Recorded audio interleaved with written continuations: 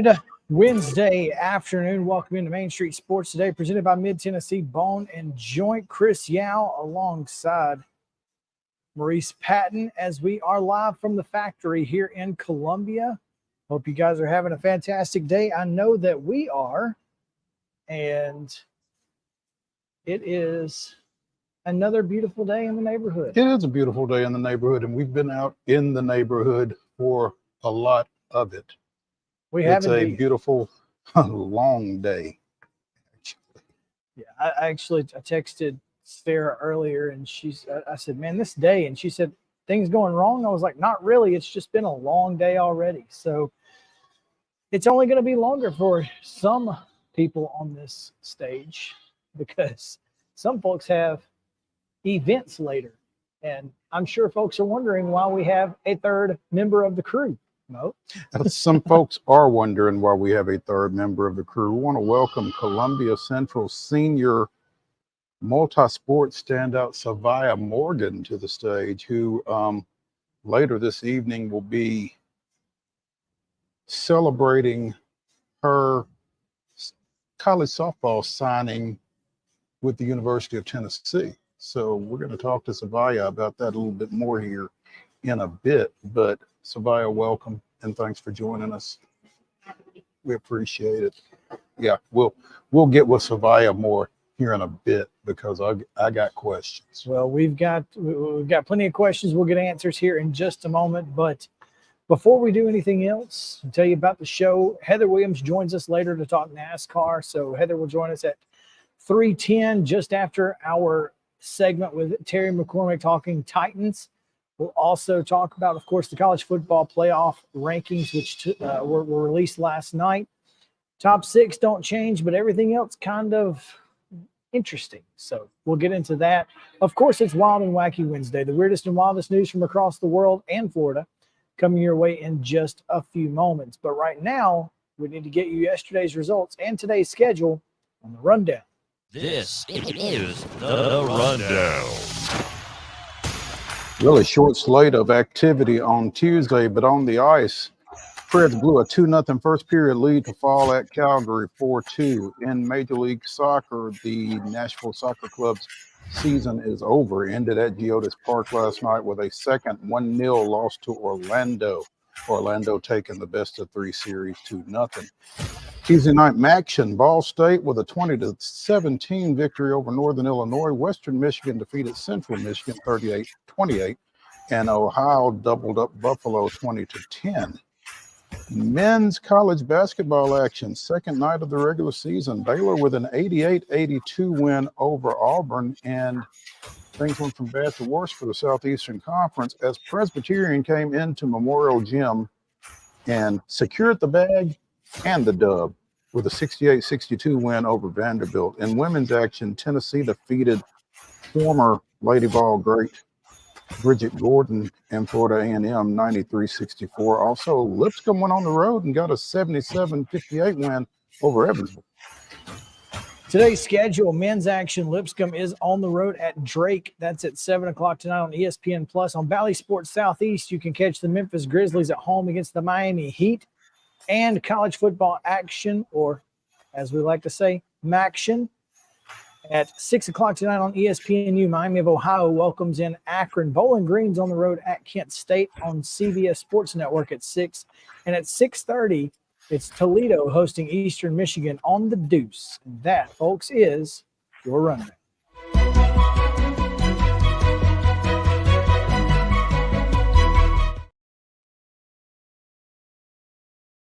At Piggly Wiggly here in Columbia, Neely's Mill Shopping Center. Make sure to go by and get delicious deli lunch special. Of course, they've got meats, vegetables, cobblers, all of the sorts. You can also go and get your fresh hand-cut meats as well as great and fresh produce. Again, all at Neely's Mill Shopping Center's Piggly Wiggly, cost plus 10 at the register. Appreciate their support for today's top story. We do have the Tennessee Sports Writers Association's Players of the Week, Mo. We do. In football, UT Martin quarterback Kincaid Dent, 5 touchdown passes, 24-40 for 318. Eighth time in UT Martin history that a quarterback has thrown for 5+ touchdowns, joining Derek Carr, not that one, and Jared Neal as the only ones to do it more than once in the same year. But again, Kincaid Dent, 24-40, 318, 5 touchdowns in Martin's 44-41 overtime win against Tennessee Tech. We showed you the pass that won it. That's right. Earlier this week, and that play was actually SportsCenter's #1 play of the day. Wow. Yeah. How about that? Defensively, Tusculum Jr. Jermaine Witherspoon was involved in 3 of Tusculum's 4 first forced turnovers, including a game-tying scoop and score, as Tusculum defeated Mars Hill 29-27 in double OT. He had a 23-yard scoop and score, forced another fumble, and had his 10th career interception, finishing the game with 7 tackles, 1 for loss, and a hurry in the Pioneers' victory. All over the place. Yeah. Hope he didn't need an IV afterwards, but you would understand if he did. No doubt. Yeah.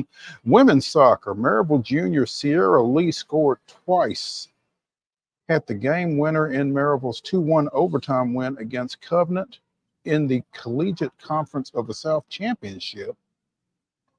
That goal came in the 97th minute as Maryville won both the regular season and tournament titles with that victory. Lee also scored a goal in the semifinal win over Piedmont. And in volleyball, King senior Haley Blankenship had a double-double in each of King's 2 matches this weekend. 24 kills, 13 digs, and a 5-set victory over Converse. 21 kills, 17 digs against Emmanuel, giving her double-doubles in 6 of her last 7 matches. There was no men's soccer player of the week this week, so congratulations again to Martin's Kincaid Dent, Tusculum's Jermaine Witherspoon, Maryville's Sierra Lee, and King's Haley Blankenship, all recognized by the Tennessee Sports Writers Association as players of the week in their respective sports. Where is King? King, What is King? King University is in Upper East Tennessee. Okay. Bristol? Maybe? Never heard of it. Yeah. The Tornadoes. Oh, okay. The Yeah. King Tornadoes. That's a scary title. Yeah. If someone says there's a King tornado coming, you're like, Not just a tornado, Yeah, but like a a king king. tornado. Exactly. that's a heck of a qualifier there for a tornado. Yeah. Tornadoes are bad enough. That's going to King get your tornadoes attention. will get your attention. There's no question. No question. I'll tell you who else will get your attention.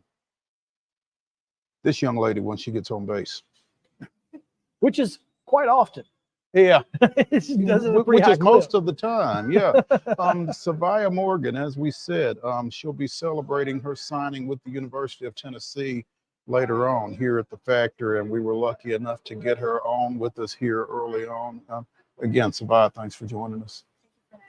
Yeah. We were talking off air just before the show. You committed October 25th last year. I guess it's a pretty memorable date when you commit to a Southeastern Conference school to play your sport. Who other than Tennessee, who were you most seriously considering before you finally committed to the Lady Vols? I was considering Florida State, Purdue, Memphis, Duke, mainly all of those. So Memphis. It's interesting. Purdue, Considering. yeah, all things considered, yeah. Purdue, it's cold up there. How much did that have to do with your decision to not go? I'm not a big cold person. So there we go. But the campus was beautiful. Coaches were amazing. So it kind of factored out once you met everyone Mhm. and viewed the campus. What put Tennessee over the top for you? Knew it was coming, just didn't know when. But they're closer to home. Like it's only a 2.5 hour drive for me. So to be able to go from home and back. Wait a minute. 2.5? How fast you drive? Yeah. Well, it's 2.5 back. Yeah, You because you gained pick an up an hour. There we go. Well, maybe 3. Yeah. Uh, You like being close to home. What did they like about you? My speed and my ability to get on base. Surprise. Yeah, go figure. Yeah. You've played center field throughout your career at Columbia Central. Have they indicated whether that's the plan for you once you get to that level? Do you think you'll be at a corner? Do you have any idea? Well, for both, we switch around, so I know how to play every position outfield. So it just depends. Wherever I'm able to play, I'm just gonna go play. Where are you most comfortable? Either left field or center. Okay. As a junior, I don't know if you were caught more than once, but I happened to see the first time you were caught. I think it broke a string of 49 straight.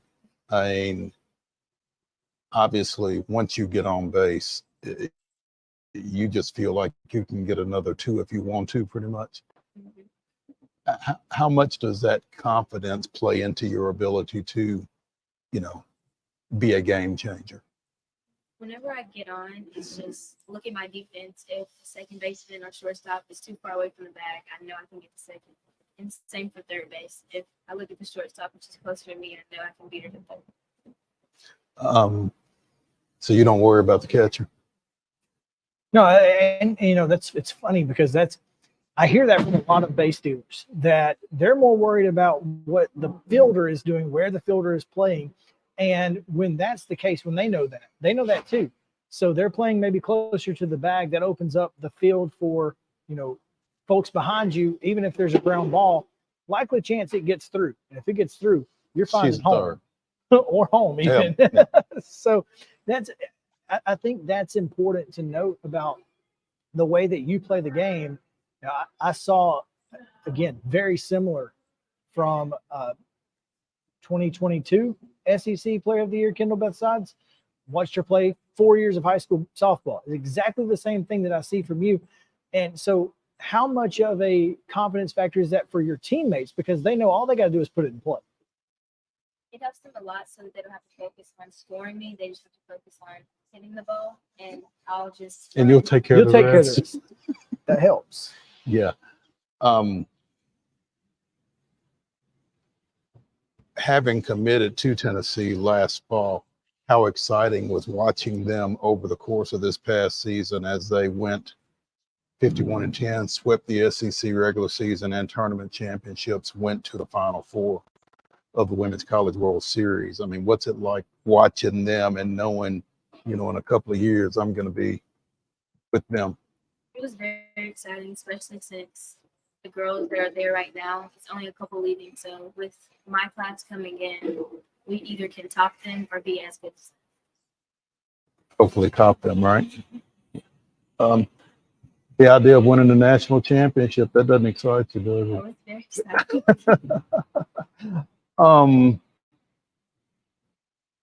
Again, committing as a junior, what kind of relationship have you been able to build with Karen Weekly and the coaching staff up there since you've been committed here? We've gotten very strong, especially since when I committed, I went to some camps afterwards just so that I could learn how they do their stuff and hitting and extra stuff. And then they came to tournaments. They come to tournaments to recruit the 25s, but sometimes you also still see them. Although you can't talk to them, but you can still see them. And knowing they're there, I guess that's kind of cool to know they're there and know why they're there, huh? Yeah. Chris, thoughts?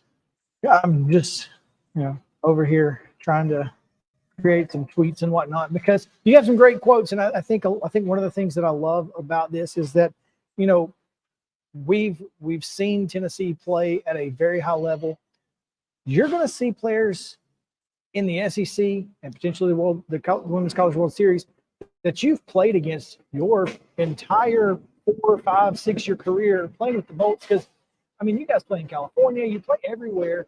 So what is it like? Just kind of, it's almost like playing travel ball tournaments when you're playing college softball. It's how much of a familiarity do you have, and how much does that help you confidence-wise, knowing that, hey, I've hit off this girl my entire life. I can do that. Especially with my travel ball teammates in the 25 pitchers are going to Arkansas. One of my infielders is going to Bama. One of the girls in my class is going to Bama. So I've already played against most of them and played Or played with them. Yeah. That's the thing about the Bolts organization there. It's pretty strong. And hit them Yes, I have. and stolen off of them.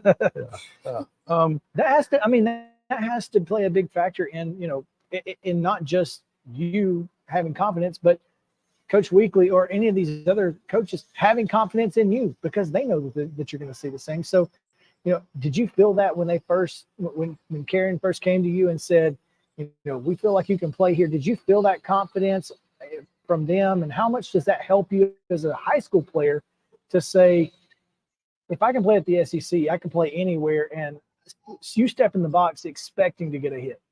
It honestly helped me a lot because to see higher people with higher rankings believing in me and seeing the potential in me made me look at the game even better and seeing especially what I can do on. Well, it's pretty impressive watching you play, and you know, again, you remind me so much of KB, and I hope that you take that as a huge compliment because you didn't win SEC Player of the Year. So, no pressure or anything, but I'm fully expecting you to win SEC Player of the Year at some point over the next 4 years as a Tennessee fan and as a Savannah Morgan fan. So I really hope that, you know, really excited about watching you play and looking forward to seeing it. It's going to be a lot of fun. Softball isn't the only thing that you've got going on, though. You've got your basketball season opener next Thursday night. Y'all have a couple of games next week. How do you continue to work on your softball and be the key cog in the girls basketball team for Columbia Central that you have been? Well, we go to practice till 5, and then when I get out, I go hit. And then I just keep repeating every day until we have a tournament, which tomorrow night is when I leave for my next tournament in Florida. So you've got a tournament this weekend. Mm-hmm. Our last tournament. That should be fun. With Tennessee signee instead of Tennessee commit, Savannah Morgan going down.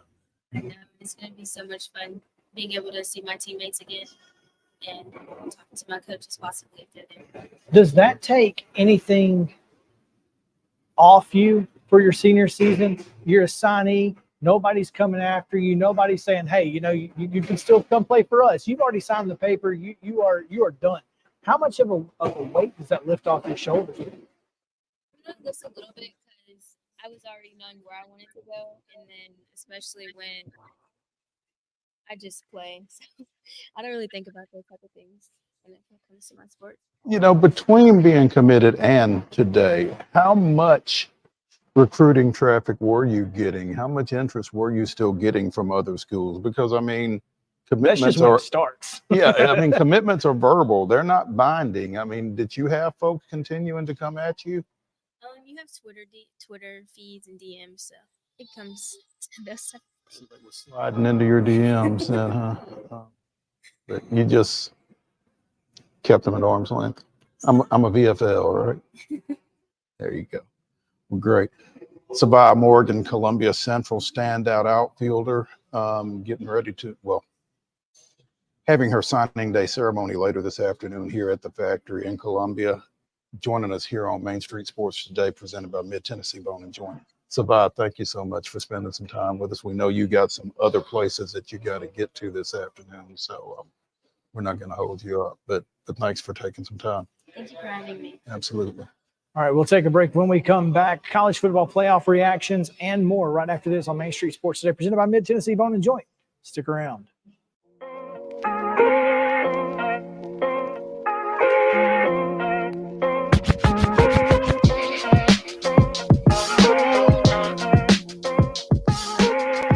Mid-Tennessee Bone and Joint treats your orthopedic injuries and existing conditions. Our trained physicians will get you back in the game faster. Contact us at 931-381-2663 or www.mtbj.net.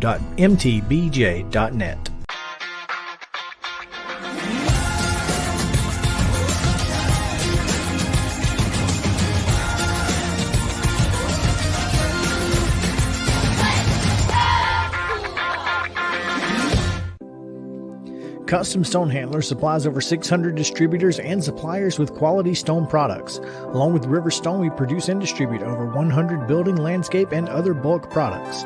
Our goal is to provide quality products, service, and partnerships to ensure our customers' success. We firmly believe that the measure of any person or company is how they treat other people and customers.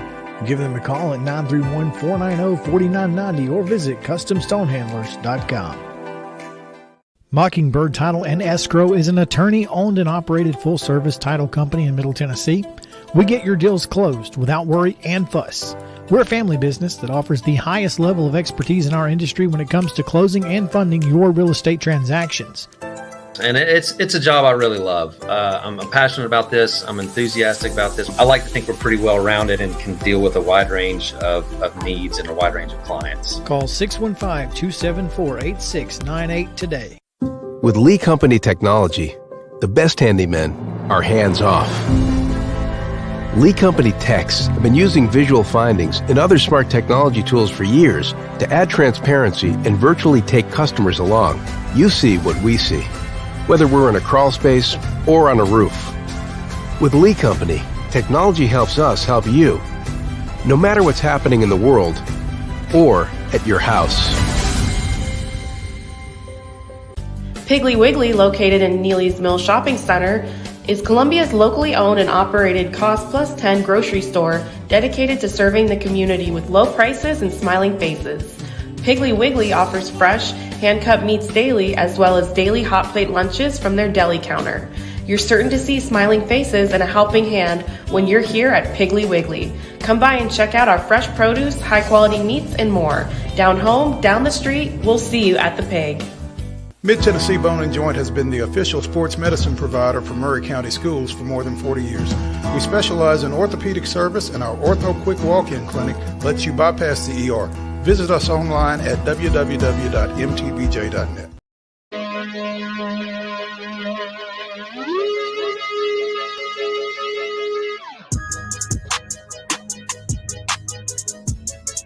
Welcome back in Main Street Sports Today, presented by Mid-Tennessee Bone & Joint. Chris Yao and Maurice Patton here with you on this Wednesday edition of the show. Glad to be with you as we come to you live from the Lee Company studio here at the factory in Columbia.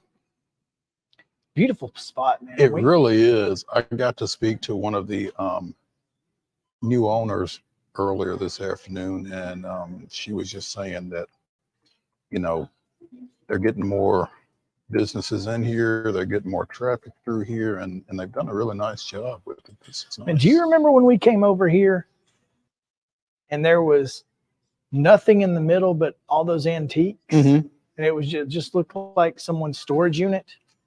Yeah. And now it is just absolutely fantastic. I mean, it's really impressive. There are murals on the wall. There's Bees Salty and Sweet and Wing where I picked up breakfast. And Nashville Tea Company over here that I've done a story on with their nice little tea garden they've got. Man, it's, you know, I've seen Wing 11 around town. I've not had a chance to check it out. I may have to correct that once we get done. Yeah. So, talk a little bit about last night's college football playoff rankings. As you know, again, not much changed in the way of, actually nothing changed in the way of the top 4 or top 6. But I find some interesting rankings here, such as Ole Miss at number 9. Of course, Texas over Alabama, Alabama over Ole Miss makes a lot of sense. Texas beat Alabama. Alabama beat Ole Miss. But if Ole Miss wins this weekend against Georgia, at Georgia, things are going to get real interesting. Because then what do you do with 4 one-loss teams who all played each other, and you have a literal hierarchy? With Georgia, Texas, Alabama, and Ole Miss, you have exactly what we just said, except that Georgia would be behind Ole Miss. Then what do you do? Move everybody up one, I think you do, because I mean, assuming that everybody, all of the undefeateds except Georgia, stay undefeated, then yeah, I mean, I think it makes things pretty easy, pretty clean for the committee if it plays out that way. In fact, I think the committee would kind of welcome that. Yeah, they might be. They might be all over that. They'd say, you know what, that just makes our job a lot easier. They would certainly, of course, if Ole Miss loses, then they drop, significantly. But I thought this was interesting as well. Tennessee ahead of Missouri. Well, I mean, you have come out and said that because this game this weekend is in Como, Tennessee's not going to win. And I'm sure that there are a lot of people that feel that way. I'm not sure that's necessarily the case. I know Tennessee hasn't played well on the road this year. In fact, I know that they've been two different teams. Yeah. But well, they've not played well on the road since Josh Heupel got there, except for in Como. It's the one place that they have played really well on the road. And see, here's the thing. Missouri 23, Middle Tennessee State 19. I know. But they also covered against Georgia on the road. Now they lost Luther Burden, which I think is huge. Oh. Here's what I think is the committee's thought process. Mm-hmm. Tennessee can still win the SEC. That's kind of crazy to think about. It is, considering that they lost to both Florida and Alabama. They still control their own destiny. Well, they don't control their own destiny, but they'll need Ole Miss to beat Georgia. But they can win. But they could win. If Ole Miss beats Georgia and then Tennessee beats Georgia. If Ole Miss beats Georgia and Tennessee wins this weekend, Tennessee does control its own destiny by virtue of a win over Georgia and then Vanderbilt. Vanderbilt's like, you just had to drag us into this, didn't you? As if things ain't bad enough for us right now. We'll get to that in a second. We will, in fact. But I think this is really interesting here because I wonder, if it's just interesting that Missouri finds itself where it is. And, you look at the top 25, Missouri has the same number of losses as Tennessee, but they also have a win over number 25. And one of those losses was to number 2. Now, I know Tennessee was a loss to number 8. I get that. But it's just intriguing that they just cited Tennessee over Missouri, and I just don't know that I understand why necessarily. I think the reason why is that I'm not sure they think it matters. I mean, I don't think there's any way either of them plays into what they're most concerned with. I don't think Tennessee, and even if they do beat Georgia, even if they do win the SEC, they've got 2 losses. And there's a lot of folks that they would have to climb over. And I would really think that everybody would have to lose at least a game for them to be in that mix, wouldn't they? The SEC champion not getting into the playoff would be absolutely insanity. But, I mean, when has there been a 2-loss SEC champion? There's not. LSU, 07? It's got to be the last time, right? Different format, Right. BCS. Well, there were only 2 teams back then. Of course, that was the wildest season in the history of college football. Oh, yeah. But, yeah. I mean, everybody lost the last weekend that year, right? Everybody. Yeah. And so, I mean, this kind of, I think it sets up for a disaster for the SEC if that were the case. The SEC team that gets in the top 4 is Ole Miss. Because Tennessee would beat Alabama in the SEC championship game, handing them a second loss and not being an SEC champion. So then Alabama would have 2 losses. Tennessee would have 2 losses. Ole Miss would have 1 loss, theoretically. If they were to beat Georgia. And so because they would have to beat Georgia for Tennessee to be in the championship. Right. So you think that they would take a team that did not even play in the SEC championship They've game, done it before. Alabama. but that wasn't the only SEC team they took. No, but they've done it before. I'm telling you, man, I'm rooting for chaos so much. Well, sure you are. I'm rooting for Oregon to beat Washington in the Pac-12 championship game. Florida to inexplicably beat Florida State. For Michigan to lose to Penn State but beat Ohio State, and everybody's got one loss.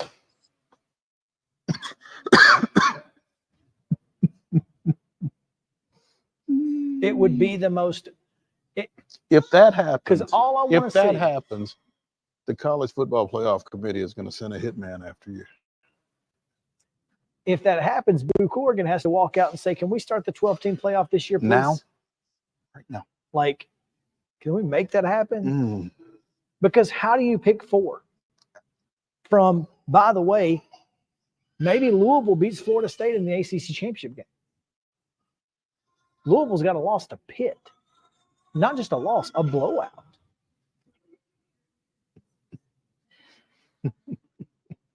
This could be Madness. the most insane year since 07, and I'm here for Well, it. here's the thing. It's already been such an insane college football season. I mean, why not? No, absolutely. It's so weird because we've said, if we're going to have madness, let's go all out. Yeah. Unfortunately, we're not going to have all out madness in conference championships per se, because Ole Miss isn't going to make it. It's going to be Alabama and either Georgia or Tennessee, which for it to be Tennessee would be a little bit crazy, but really interesting because Alabama, Tennessee, neutral field, late in the year. I think it'd be fun to watch. It'd be fun to watch. That rivalry just taken up one notch. Yeah. And, 50-50 crowd would be just a lot of fun. That being said, Washington would only have one loss in this scenario. Mm-hmm. That loss would be to a team they beat, Oregon. They would have beaten one another. Clearly, the committee doesn't think that they're good enough, even undefeated, to be in the top. I think if that happens, then the both Pac-10, Pac-12, Pac-2, whatever they are, gets eliminated. And that's unfortunate because, as we've said all year, they may be the most impressive conference to this point. Yeah. But I think. But you can't lose to teams that lost to Mississippi State. Not if you want to play for a national championship, you can't. Who was it that lost to? Was it Iowa State beat somebody?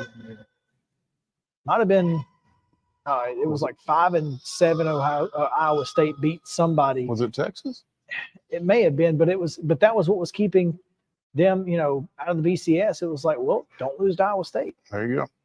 And so, inexplicable losses make At things inopportune crazy. times. Yeah, absolutely. And Louisville, sitting at number 11, their losses, like I said, to Pitt.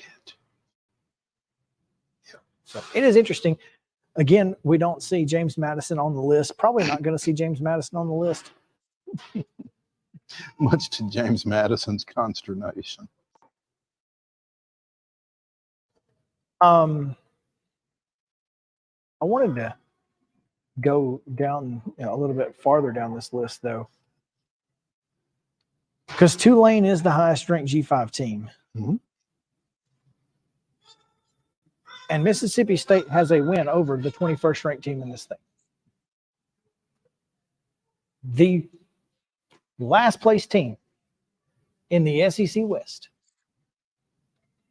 has a win over a ranked college football playoff team. And they said the SEC was bad. And by they, I mean me. Right. This is a little crazy. Well, again, I hate to keep saying it. And how is Iowa 22? What? I hate to keep saying it, but I think everybody's bad. Mid football everywhere all year long. Yeah. I mean, I think Iowa could win a game over a lot of these teams just because their defense is that good. They're certainly not going to score any points, No. but their defense is fantastic. Well, I mean, they might win 2-0. Dub's a dub. Yeah. And, unless you're Brian Ferentz, then dub's not a dub necessarily. Dubs don't matter. I mean, but yeah, you look at this thing, Oklahoma State, 2 losses, one of them being to South Alabama, is 15th in the country. It's just, it's absurdity. It's really absurd. At least Kansas is ahead of Oklahoma. Well, and Oklahoma State ahead of Oklahoma and Kansas as well. And then, this just blows my mind, man, that after you get to what, 17, I don't know. It just feels like a big hodgepodge of anybody can beat anybody. And I think that's the Anybody case. has beaten anybody. I think that's the case from top to bottom. I mean, if Ohio State, Georgia, Florida State, if they all played each other, who knows? Might be the most wide open college football playoff we've had. I think so. Because I don't know that there is a clear-cut favorite. I'd absolutely love to see it. You and I were talking a little bit yesterday about Michael Penix in the Heisman race. Let's take a look at what Fox has. I don't know if they have these in order. It appears that they have them in their order, which has Michael Penix Jr. at the top, Bo Nix right under that, and then J.J. McCarthy. Poor J.J. McCarthy. And I don't know if you've seen enemy of the show Greg Doyle's tweets lately. I don't think he's enemy of the show. Just mine. Just you. Yes. Well, he's not coming back on the show, so I might get him back on one day when you're off. But he said that this situation should disqualify McCarthy from being able from eligibility. And I am curious your thoughts on that matter.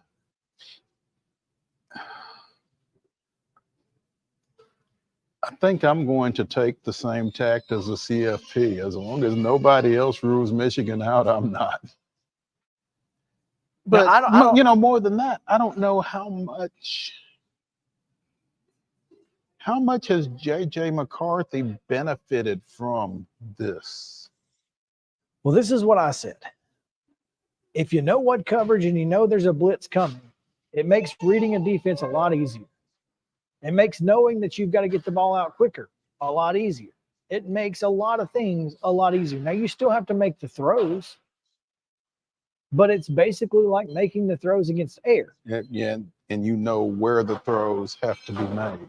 Well before they need to be made. So it takes a lot of the read out of it.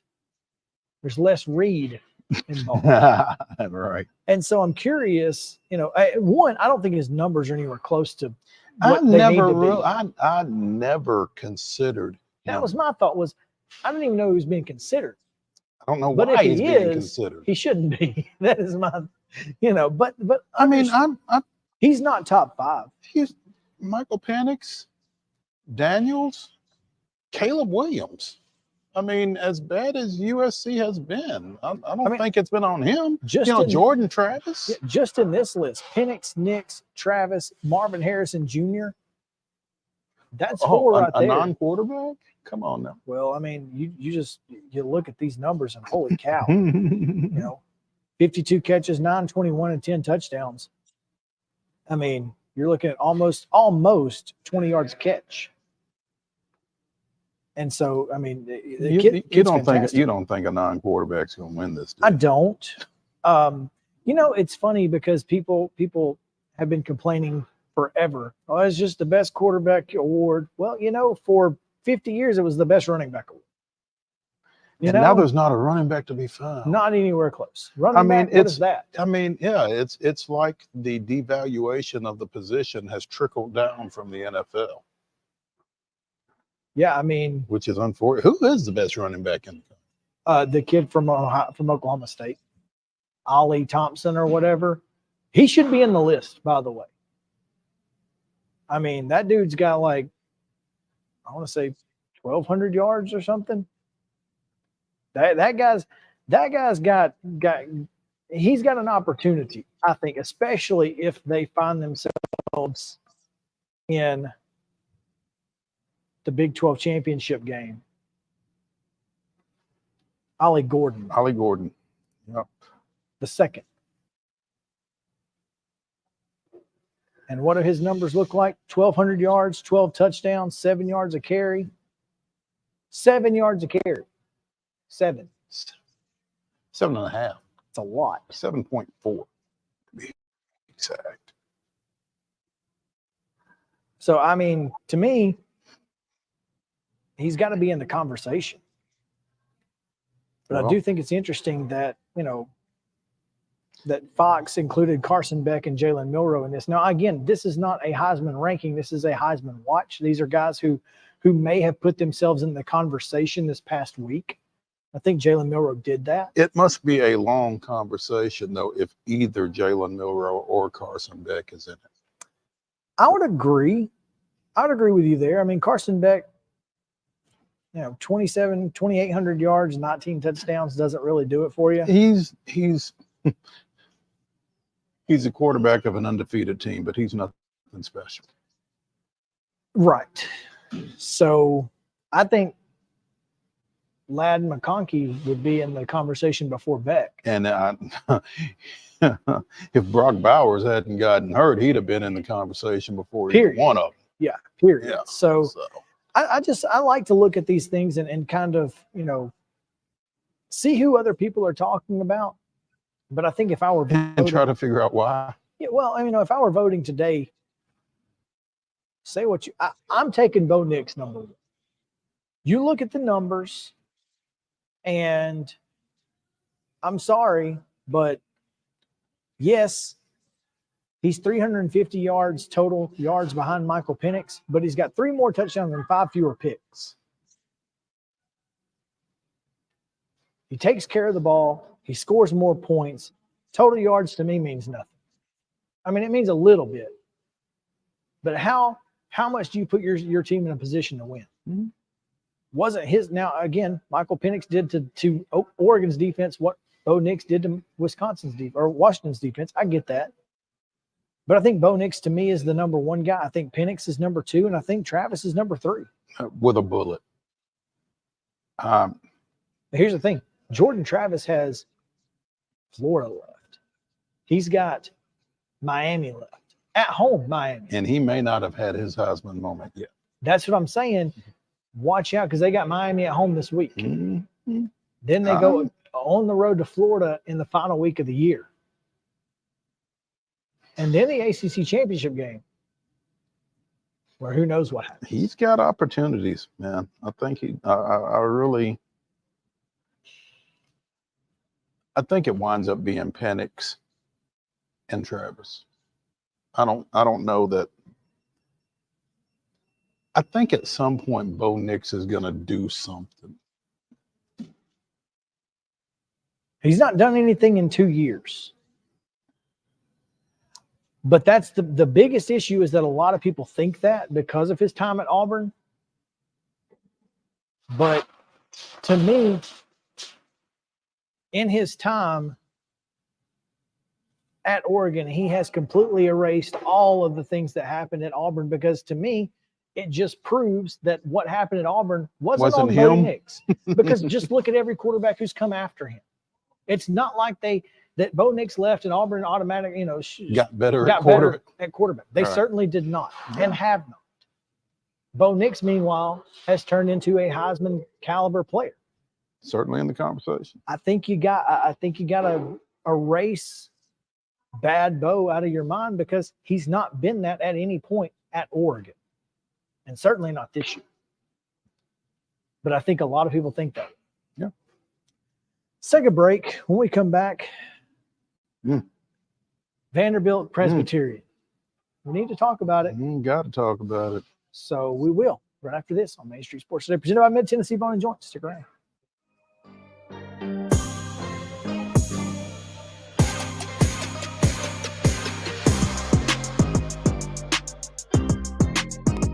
Mid Tennessee Bone and Joint treats your orthopedic injuries and existing conditions. Our trained physicians will get you back in the game faster. Contact us at 931-381-2663 or www.mtbj.net. With Lee Company technology, the best handymen are hands-off. Lee Company techs have been using visual findings and other smart technology tools for years to add transparency and virtually take customers along. You see what we see, whether we're in a crawl space or on a roof. With Lee Company, technology helps us help you, no matter what's happening in the world or at your house. Jones & Lang Sporting Goods here in Columbia has been outfitting teams, officials, and anybody else from T-ball to college for 50 plus years. Be sure and check them out at 931-388-8060 or online at jonesandlang.com. Jones & Lang Sporting Goods, the look of a winner. Zion Christian Academy, zioneagles.org or 931-388-5731. You can schedule your appointment. Go tour their campus. It is beautiful over there, and you're definitely going to want to see it. Again, it's zioneagles.org. Give them a call, 931-388-5731, and schedule your tour today. Mockingbird Title and Escrow is an attorney-owned and operated full-service title company in Middle Tennessee. We get your deals closed without worry and fuss. We're a family business that offers the highest level of expertise in our industry when it comes to closing and funding your real estate transactions. And it's a job I really love. I'm passionate about this. I'm enthusiastic about this. I like to think we're pretty well rounded and can deal with a wide range of needs and a wide range of clients. Call 615-274-8698 today. Mid-Tennessee Bone and Joint has been the official sports medicine provider for Murray County Schools for more than 40 years.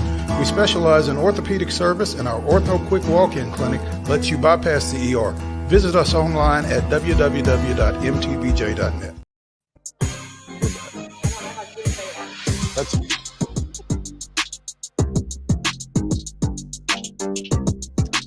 Welcome back in Main Street Sports Today, presented by Mid Tennessee Bone and Joint. Chris Yao, Maurice Patton. Okay. Yeah. Could be any number of things. Justin says, can't see y'all, which thanks, Justin. We just figured that out. You can't hear us. He can hear us, but he can't see us. That might be best for everybody involved. No doubt. Throw up the title card and we'll go from there. There we go. I guess. But audio only right now. As long as you can still hear us, we'll keep going for that and hope that internet corrects itself, gets better. So, okay. Anyway, let's talk a little bit about Vanderbilt. The unspeakable. Because Chris Lee of Southeastern 14 tweeted that it may be the worst loss in Vanderbilt basketball history. I don't think he qualified it. Well, he said it is. Yeah. He didn't say maybe. Is he wrong? Is he right? I mean, I would defer to Chris if his knowledge and depth of knowledge of Vanderbilt athletics is, to my mind, unparalleled. And so if he said that it is, I mean, somebody else is going to have to prove him wrong to me. So we're talking about a team that went 1-17 in conference play last year. And that one was, and that one was before the beginning of the 2023 calendar year. They had not won a game in 2023. Presbyterian. Sheesh. They won 5 games all year, and all 5 of those were prior to the in holidays. 2022. All 5 of those were in 2022. Yes. Now that's tough because look, I mean, worst loss in Vanderbilt basketball history. I don't see any way around that. Was the tweet from @ChrisLee70. Chris doesn't tweet often, by the way. So for Chris to go to Twitter. And he doesn't tweet often, and he doesn't tweet BS. He doesn't say stuff for, he's not a hot take guy. He doesn't say stuff waiting for the reaction. Yeah, it's not an engagement tweet. No. It's not a clickbait tweet. It is a simply, this is what it looked like to me. And you're talking about a team that was 315th in KenPom. That is out of 328 teams or 323. Used to be 323. I was giving myself some leeway as to maybe they added some over the last couple of years. Oh, they probably have added some over the years. But it's at least 323.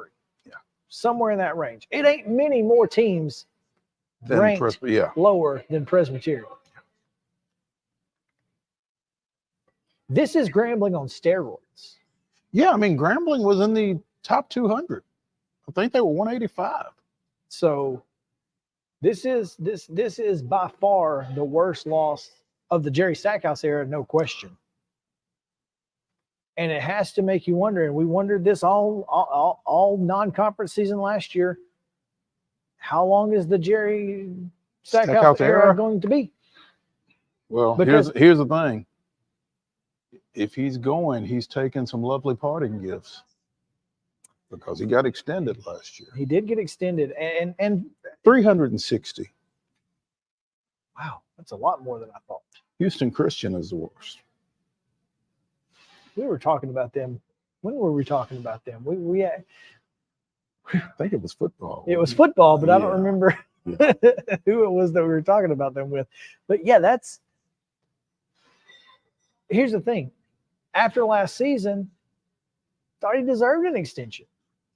Yeah, after the way they closed. I mean, there were those who were irritated that Vanderbilt didn't get more consideration for a NCAA tournament bid at the end of last year. I thought we were among those who thought they should get an NCAA tournament bid. I mean, we were close. We knew that they were on the bubble, we thought. at Presbyterian, by the way, got a 35 spot bounce in Ken Palm as a result They're of into the that 200s. victory. 280. And I had something and I forgot. You lost it? I did. Completely lost it. It'll come back to it. Perhaps. But, Jerry, here's the question. Mhm. Can Jerry Stackhouse not recruit to Vanderbilt? Or can Jerry Stackhouse not coach? Man. And I think it's the former. And I'll tell you why. You think it's that he can't recruit to Vanderbilt? Correct. Because they were down 3 starters last night. Now, your second 5 should be able to beat Presbyterian. Number 315 in By the Ken itself. Palm. In the SEC, Presbyterian. your second 5 ought to be able to win. But it couldn't. Now, you give them their top 3 guys back. You give them those three guys who played who were injured last night and did not play. I don't know if they're the top 3 guys, but they're starters. And they probably win the game. And Vanderbilt's probably going to win some games this year because those guys are playing. But in the Southeastern Conference, you've got to have depth. And I'm not sure how much depth they have past 3 or 4.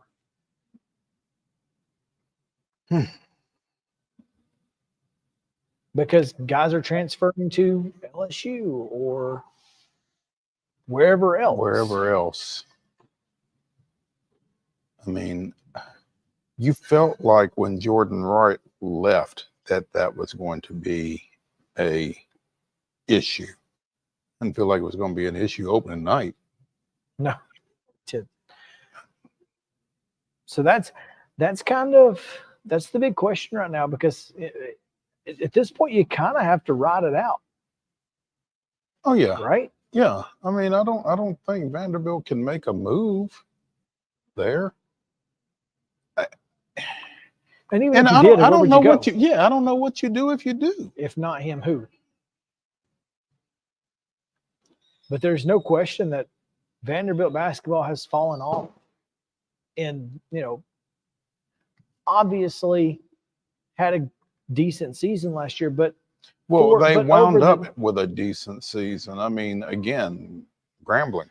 But over the Jerry Stackhouse era, they could miss the tournament. This would be the 5th time in his tenure.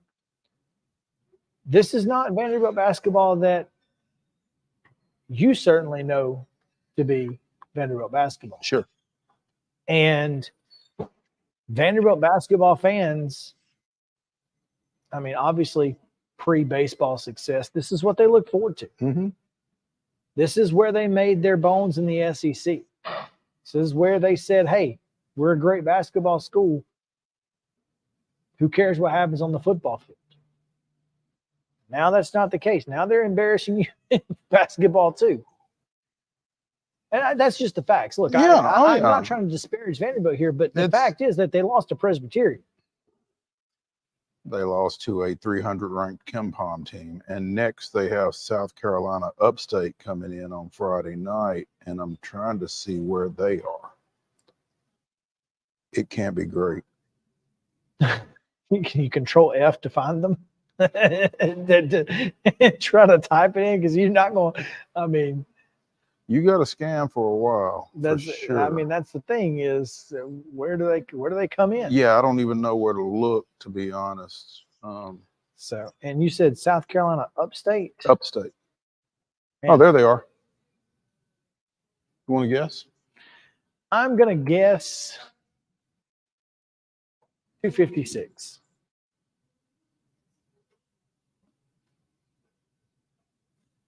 Man, I don't know then. 298. 298, so they're pushing 300. Mm-hmm. They're better than Presbyterian. Lost their opener to, let's see if we can figure out who they lost to. Nope. Because it requires a 12-month subscription for $21.95. I don't want to know that bad. Well, I can tell you real quick. Yeah. It's going to be South Carolina Upstate lost to Clemson. No, Okay. this is last year. Is this last year? This is last year. Let's go back. South Carolina, 82-53. So it was, 29 points. And they're not very good either. No, they're not. I mean, South Carolina, Right. not Etsy Upstate. Well, both. Yeah, both. But I meant South Carolina's not South very Carolina's good, not and good, they beat them by 29. Yeah, they still won by 30. So This is, I mean, clearly, and what's crazy is after they got left out of the NCAA's last year, that Stackhouse made the comment that we just got to beat the hell out of everybody in non-conference next year. well, that's not going to go so well. Presbyterian said, not so fast, my friend. So It doesn't get easier though, because UNC Greensboro is good, as is Central Arkansas. And then they've got to go take on NC State and either BYU or Arizona out in Vegas. They better figure it out and figure it out quick. That's all I can tell him. Because he went out and made the most viable non-conference schedule you could probably make. Greensboro, Central Arkansas, Boston College is not a great ACC team. Alabama A&M, San Francisco, Texas Tech, Western Carolina. Then you got to go to Memphis, which is a tough one, and then Dartmouth to end. That's not a murderer's row non-conference schedule. Middle Tennessee State's non-conference schedule is tougher. Stackhouse is in trouble. He's got to figure it out today. But again, I don't know how much trouble he's in. I mean, he's in trouble in the court of public opinion. He's in trouble with the Vanderbilt fan base. I'm not sure how much trouble he is in on the Vanderbilt campus. Again, because if not him, who? Why not Candace Story Lee at this point? I mean, seriously. I can tell you who would be a great coach, and he wouldn't have to go far to get him. I don't know if he'd go, but he's just down the street. Literally down the street. Like 2 miles away. I'm listening. Casey Alexander. That's interesting. You're talking about a guy who took Belmont to potentially, it was right up to an MVC title in the Valley in year one. So I was thinking about this because I was thinking about Darren Horn, former Western Kentucky, former South Carolina, and current Northern Kentucky coach. I guess he's next at Eastern Kentucky. I don't know. He was the hot shot coming out of Western. He took the South Carolina job. It didn't go well. You have to take those jobs when they come, though, right? I mean, if you're at a Look at Butch Jones. Yeah, apparently you can always go back. Yeah. When you're at a mid-major like that and a Power 5 comes calling, you almost got to take that job. You have to. I mean, you owe it to your family. Generational money. Yeah, the money that you're talking about there. I mean, worst case scenario, you don't hit it, you do get fired, but you don't have to work again. But you certainly can, because somebody's going to hire you at the mid-major level because you were successful everywhere you were in the mid-major level. Right. So I you got to wonder, do it. But how do you sell? Maybe Vanderbilt could sell Casey Alexander because maybe Vanderbilt's fan base recognizes what he's done at Lipscomb, at Belmont, maybe hometown kid. That kind of thing. It might be a little easier sell than another mid-major coach. Well, this coach had no experience at the collegiate level. So that would be better than wouldn't it? Well then, yes. Wow. Oh man, let's take a break. We're way over the break time, and Terry McCormick is probably clamoring to get in. Terry is probably clamoring to come in, and so Heather Williams might be. Yeah, we might be getting a backup. Let's let's get to Terry right after this. Stick around.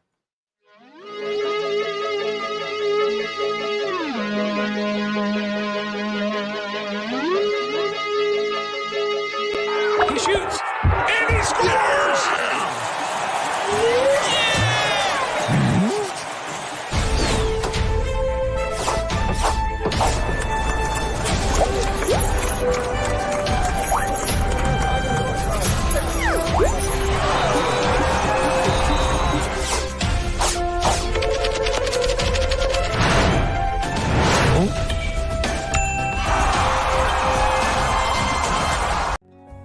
Since 1975, Mid-Tennessee Bone and Joint Clinic has treated the orthopedic needs of Middle Tennessee residents.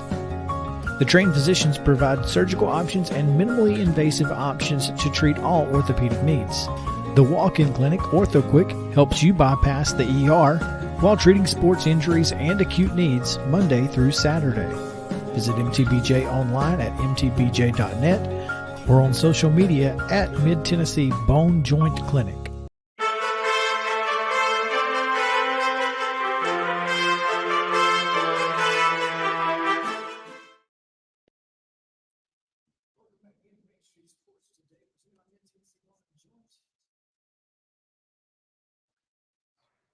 There we go. Welcome back in. Main Street Sports Today, presented by Mid-Tennessee Bone and Joint. Oh, man. Trying to get situated with Wi-Fi. And I think we're back. I think we are. So Terry McCormick standing by with today's Titan Report. Terry, how are you? I'm good. And it is your daily Titans Report, and it's brought to you, as always, by Zen Sports. Guys, today was the official passing of the baton, so to speak, as both Will Levis and Ryan Tannehill spoke to the media and talked about the change in the quarterback position and each of their responsibilities and roles going forward. Interesting, Ryan Tannehill was consummate pro, as you would expect. Obviously disappointed that the decision was made, but pledged his support to Will Levis in terms of answering questions and being able to provide information and help him out any way he can. Levis was, very humble, very grateful for what, saying that Tannehill was, that they had a really good relationship and that this wouldn't change just because there'd been a switch in the starter. Terry, what is Tannehill's health status right now? Well, he said that he's getting closer, but I don't think he's going to be the backup on Sunday when they go to Tampa Bay. He may make the trip and be there as a sounding board and whatnot, but he said that, he's still not back to where he needs to be. There was a big tape, big wrap on his right ankle, and he was still a little bit ginger in terms of the way he was throwing and going through the drills and whatnot while we were out there. It's also interesting that they generally do the drills in the order of what string they are. So Malik Willis actually went second, and Tannehill went third today. So that probably is a sign right there that Tannehill is not ready to be the top backup with that ankle still bothering him. So that said, Tannehill likely not available for this weekend.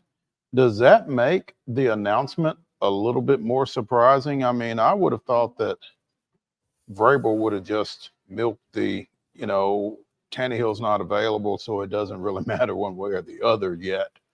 I just, until Tannehill was available, I would not have expected there to be a pronouncement along these lines.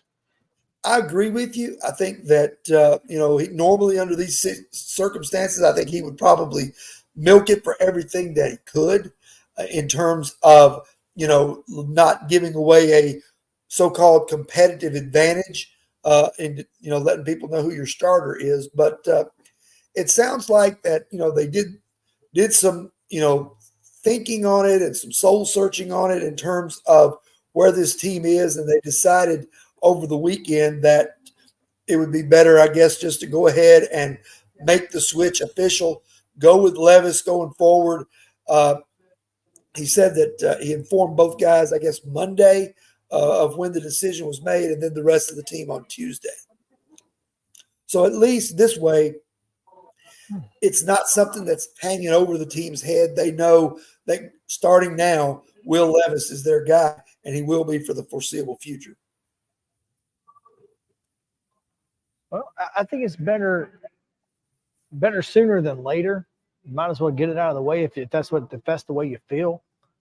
And clearly that's the way they feel. So nothing more to say about it. At this point, you just gotta you ride with it and take it one game at a time and see how it goes. Do you think there's a short leash, or do you think Will Levis is going to be able to make mistakes? No, I think he's the guy. I think he's the guy for the rest of the year as long as he's healthy. I don't think there's any going back. I could be wrong. He could come out and, complete 6 of 20 and throw 4 interceptions, and maybe they would rethink it. But I think they're going to, that's what it would take. Live and die with this guy going forward. Well, here's the thing. I mean, they have pretty much, I think, in saying this and in everything else that they have said and done up to this point, it feels like that they have indicated that Malik Willis isn't a factor. So, I mean, even if he does go 6 of 20 with, what did you say, 4 interceptions? I think he's probably still the guy, just from the standpoint that he. Well, Tannehill's available.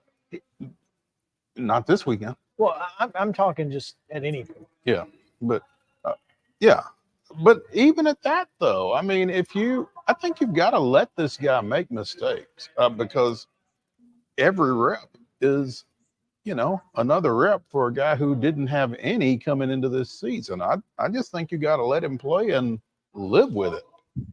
Sure. I mean, I think so too. Here's my way of thinking about it. I mean, I think this is your guy for the rest of this year and all of next year.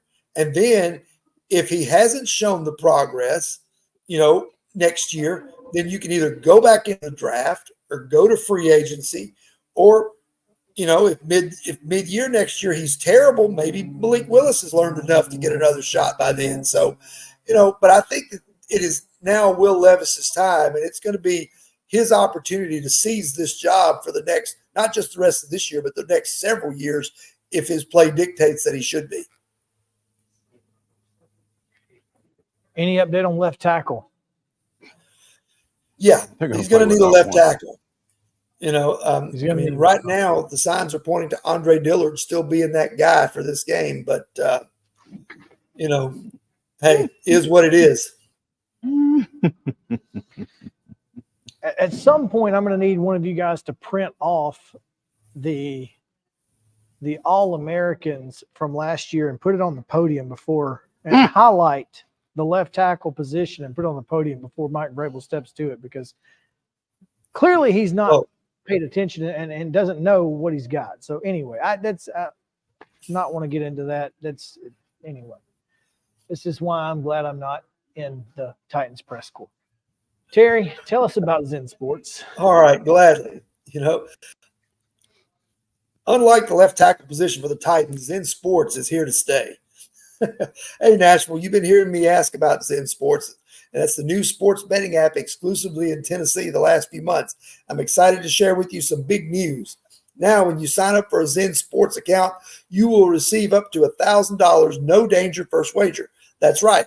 When you place your first bet in Zen Sports, you can be reimbursed for the amount of your bet up to a bet of $1,000 maximum if the bet loses. And there's even more good news. Zen Sports is rolling out its brand new VIP rewards program. The new rewards program will allow top-tier customers to earn more bonuses, comps, and perks. The VIP program is by invite only. So if you feel that Zen Sports, your play qualifies for VIP consideration, please check out the program details and apply at zensports.com/VIP. No other sportsbook will offer you a premier sports betting experience with a 24/7 top-tier customer support and faster withdrawals than Zen Sports. So what are you waiting for? Get going and download their app at zensports.com today. Zen Sports, betting just got better. Gambling problem? Call 1-800-889-9789. Terms and conditions apply. Must be 21 and older and in Tennessee to bet.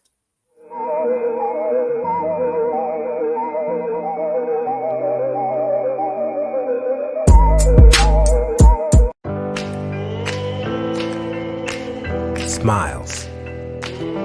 These are the healthy smiles of real Delta Dental members.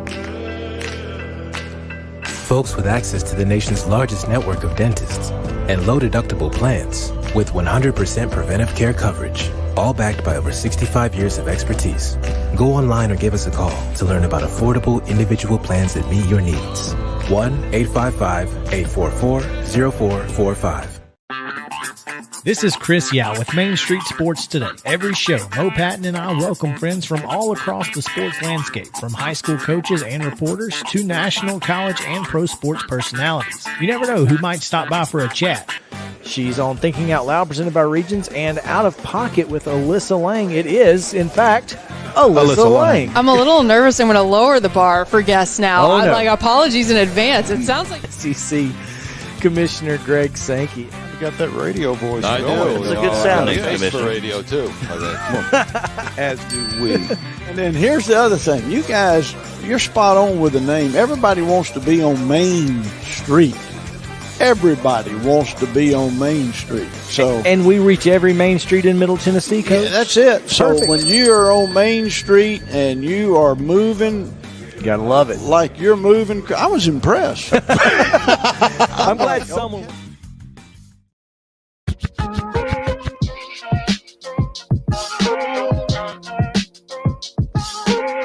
We are back here on Main Street Sports Today, presented by Mid Tennessee Bone and Joint. Chris Yao, Maurice Patton, live from the Lee Company studio here at the factory in Columbia, where Savia Morgan will host a signing ceremony.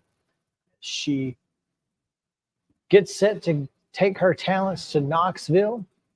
Looking forward to watching her play as a collegiate athlete, but also as a senior basketball and softball player at Columbia Central High School here in Columbia. So a lot of great things happening. If you missed any part of our interview with her earlier, make sure to go back and check that out. It would be worth your time. But right now, Mo, it's time to talk a little NASCAR, and we'll go to the land of King Tornadoes in Bristol. She can tell us about the King University Tornadoes. Heather Williams joining us, as she does most Wednesdays. Heather, tell Chris, educate Chris on King University. I'm very confused about this King University and Tornadoes. What's the confusion? Just the name of the mascot or the school? I'd never heard. Okay, so I'd never heard of the school until today. The TSWA Player of the Week in volleyball comes from King. And then Mo tells me that their nickname is the Tornadoes. And I'm just thinking that a king tornado is probably the scariest thing I've ever heard of in my life. Perhaps. Well, Mo probably is very familiar with them because they are an absolute wrestling powerhouse, especially in women's wrestling. They have finished first or second in the national champions for women's wrestling. I don't know, 8, 9, 10 years in a row, something like that. They had multiple Olympians, including a young lady that finished third in the most recent Olympics. So that's really what they're known for. Their men's basketball team was good for a while until George Pitts retired. They haven't been as good since he retired as their head coach. He's a longtime coach at Science Hill, if you remember. And yeah, what else you need to know about King? It's like literally a mile and a half from our station, so it's really easy for me to cover. Okay, so they're in Johnson City then. No, they're in Bristol. Okay, that's what I said. Yeah. Okay. Yeah. I could not remember which of the Tri-Cities it was in, but I knew it was in the Tri-Cities. So yeah. Yep, East Bristol, Tennessee State nearly got the upset last night, didn't they, in women's basketball? Speaking of women's They sports. did. They were tied at 50 after 3 quarters. They led at the half against Kentucky. Now, this is an East Tennessee State women's team that returns every player but one from a team last year that won 28 games and set a school record. So they should be this far along. I think they're going to be really good this year. Wow. 28 games? Yes. Okay, and returning everybody. That's correct. That's Kendall. I think that's pretty good. Yeah, they lost one grad transfer that played 1 year with us. She was a pretty big piece. I mean, she averaged double-digit scoring, but I mean they have everybody else back. Kendall Volley out of Justin's Lebanon Blue Devils. Oh. Or maybe she might have played somewhere else. Yeah. She's from Lebanon. She might have played at Friendship. I don't know. Yeah. But Kendall Foley had 22 last night. And she's a baller. Okay. She's an absolute. She's probably, I would say, one of the favorites for preseason conference player of the year. She's point guard. She scores. She's the spiritual leader of the group. She's a really good player. Gotcha. Oh, I lied. Lebanon, Ohio. Oh, wrong Lebanon. It just said Lebanon on where I was looking. Oh, yeah. That Lebanon. Big difference. Played at Oakland and Lebanon, Ohio. There you go. Yeah. Let's talk a little NASCAR because out of left field, out of nowhere, Ryan Blaney comes in to sneak in and get a championship when he was probably the last person we were talking about in the round of 12. Yeah, I mean, when the playoffs started, he was not on the radar, but he got hot at Talladega, and he was the absolute hottest driver going into the Final Four. Talked about it a little bit last week. I mean, I thought that the favorite was probably Kyle Larson, but that I wouldn't be surprised if Blaney won it just because that team was clicking on all cylinders. And I mean, they showed it. They dominated at Martinsville, and they ran really well. They didn't have to win, and they didn't win. Ross Chastain won, which that's the first time that's ever happened, that a driver different than the championship driver has won the race. Got two burnouts. Yes, he did get 2 burnouts. I hadn't seen that since Tony Stewart's last race at Bristol when Kevin Harvick won, and they did dual burnouts next to each other as owner and driver. But yeah, it was really exciting. And I think the thing that's really interesting about Ryan Blaney is myself and a lot of other members of the media think that Ryan Blaney could actually be like the breakout star and the most popular driver in the sport if he could just find some success, if he could start winning on a consistent basis. And so I think this could actually be like the building blocks for him competing with Chase to be the most popular driver, to be the face of the sport, because he is not to disparage Chase, but he's got a little bit more like outgoing personality. He does TV shows, he does things outside of racing that Chase doesn't really like to do. He's kind of a private guy. So there's an opportunity for NASCAR to market Ryan more aggressively than they have been able to do Chase, because they're just more outgoing, more willing to do those kinds of things. Well, again, not the most entertaining race per se if there wasn't a championship on the line. For sure. But I think that sometimes we get a little too caught up in other aspects of the I guess of the race, when sometimes the focus being on just the championship 4 makes it an entertaining race. And maybe that's why Phoenix is the perfect place for the championship, because it gives Phoenix a purpose. I mean, yeah, maybe. I mean, I think that they're making some strides in the short track program, so I think the racing will get better. I actually really think that they should still be in Homestead because I think that's the best racing, and I think that you still want to have some of that. And it's a track where most of the really good drivers are good at, so it's not like there's like I'm not a good track driver, or I'm not a good super speedway driver. You know, everybody's pretty equal on the track like Homestead, so it does make it a little more entertaining, in my opinion. But there were still tons of drama on Sunday because, you know, Christopher Bell has an issue. He goes out. Then the other 3 are basically at times in the race, throw a blanket on them, just back and forth, up and down. And so it was really fun to kind of just, you know, pick your favorite guy and try to will him to the victory. Fun indeed. The year ends, and now the next thing on the list is a trip to Nashville, which everybody is always excited for, I'm sure. And I'm excited for it. Well, everyone. Why would you not want to, you know? Everybody wants to come to Nashville. Why would you not want to be within, you know, earshot of us? That's well, exactly. I'm expecting a dinner or a lunch out of this trip. I'm hoping that we can find our way to downtown at some point. We got to get that figured out. Yeah, because it's closer than you think. It is. Yes. So that being said, though, you know, as we go into the off season, what is the number one thing NASCAR is going to be focusing on? Is it continuing to, you know, mess with the short track stuff, or is it what? Well, I mean, improving the short track racing will be a big thing. Both Ford and Toyotas will have new bodies for next year. So I think that'll be really interesting to see, you know, what kind of improvements or changes that makes to the race teams in general. As the sanctioning body, you know, we talked about Ryan Blaney and the marketing a little bit. I think that in his state of the sport event, Steve Phelps talked about really marketing these drivers more and getting them out there more. Because, you know, there's a little bit of a changing of the guard. You know, the guys that have been the face of this sport, they're starting to retire. They're on the back end of their career. You know, there's no more Kevin Harvick starting next year. Martin Truex Jr. is on a 1-year contract. Eric Almirola is now retired, allegedly, although at this time last year we thought he was retired as well. So who knows? He may be back for another season. You know, Denny Hamlin's getting up there. Kyle Busch is the longest tenured driver in the garage area, even though he's not the oldest because he started at like 18 years old or something like that.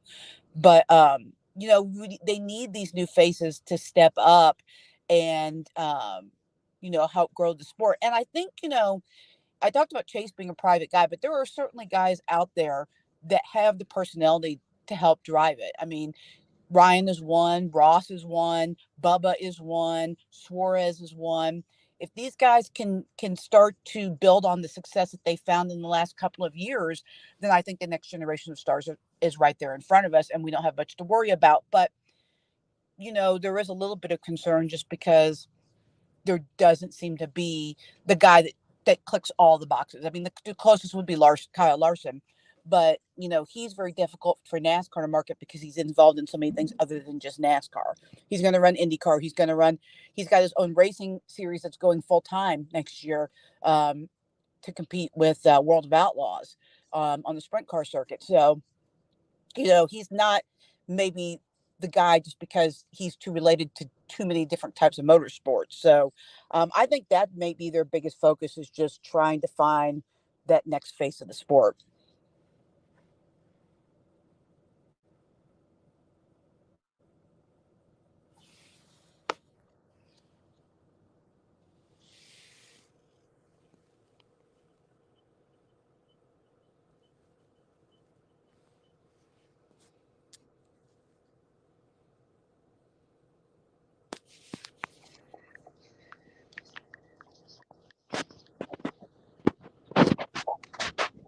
sec, Heather. I think we lost you.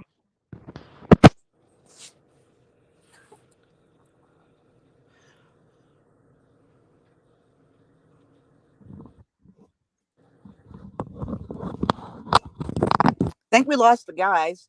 I think we did. Can you hear me? I can't hear you. Sorry about that. Here No, they it's are. okay. There they Heather? are. Yep. There they There. are. Yeah. There. Hey guys. Hey, Hey, nice to see you. welcome back. Yes. Or welcome us back. Yeah. Yeah. You were saying, Heather? I was just talking about how I think the biggest focus is just finding the next big thing, the best next face of the sport. I think is when it all boils down. That's the probably the biggest focus for NASCAR, not just in the off season, but just kind of moving forward. Do you expect Chase Elliott to once again win most popular driver? This year, I do. I do. But I think it'll be closer than it has been. I think, like I don't know how much what I said you heard, but I think Ryan Blaney has the potential to eventually knock him off. But I think, this year it will probably still be Chase. Yes. He's still easily among NASCAR drivers, the most popular driver, but they're looking for that guy that can be the next Jeff Gordon, the next guy that, or Dale Earnhardt Jr., the guy that's known outside of NASCAR circles. Is that guy out there? I think that Bubba or Ryan Blaney or Larson or Chase or Ross, I think those guys all have the potential to be that guy. I think Bubba is probably the most, when you talk about name recognition, is probably the most recognizable outside of the sport. Here's the thing, though. Now, let the big difference in name recognition and face of the sport, I would think. Is NASCAR ready for Bubba Wallace to be their face? Well, I guess it depends on which segment of NASCAR you're talking about. I think. No, I'm talking. I'm talking about an unsegmented NASCAR. Probably not everybody is, but the thing is that not everybody in NASCAR wanted Jeff Gordon to be the face. That just kind of happens. That just kind of happens organically. I mean, Dale Earnhardt, when he was alive, was the face of his generation, and I mean, more people hated him than liked him when he was alive. That's just the way it was, and True story. I think really even the King had people that were, David Pearson guys that hated him. So, I mean, it's never going to be completely united, but I just think that, probably Blaney and Bubba have the best chance, and maybe the duo of them together, since they are such good friends, because they have, if they can continue their upward trajectory on the on-track success, along with their personality and just willing to do different things out in the community and outside the realm of NASCAR, I think those two drivers are probably the best two fits for that. But someone else may come along and may blow them all out of the water. Average viewers on television for auto racing. Number 8, Bristol Dirt. Yes. It's now gone. It is. We might get Bristol snow this year, though. Now, if you are a NASCAR executive, does that pause for concern? Or was it just a lot of logistics that they just did, that the return wasn't worth it? Well, I actually asked a version of this question to Ben Kennedy when they had the schedule release for NASCAR a couple weeks ago, and Ben basically said he thinks that they just kind of felt like the dirt at Bristol had run its course. There were a lot of things. According to this. Well, there were a lot of things going in its favor, but I don't know that they didn't rule out returning to the dirt somewhere. Probably not Bristol, but I think when they weighed the logistics of moving the dirt in and out, cleaning the track, racing on Easter in Bristol, which went over like in person, even though the crowds were better than the spring race before, because I still think there was some novelty to it. They were decreasing every year because the novelty was starting to wear off.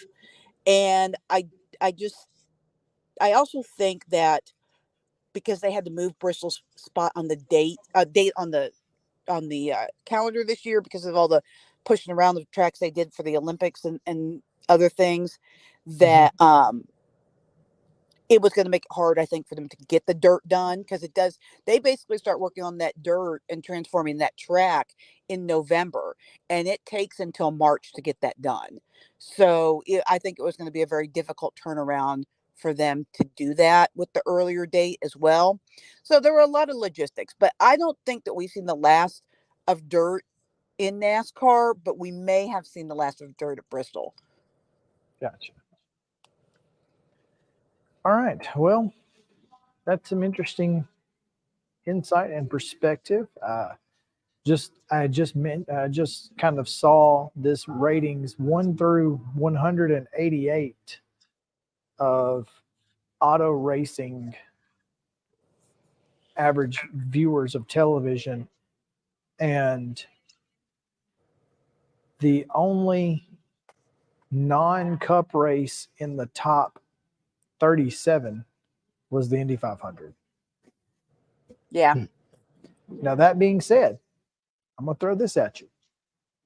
The fall Bristol race is number 42 with only 1.5 million viewers behind the Xfinity race in Daytona, the Xfinity race in Michigan, the Xfinity race in Road America.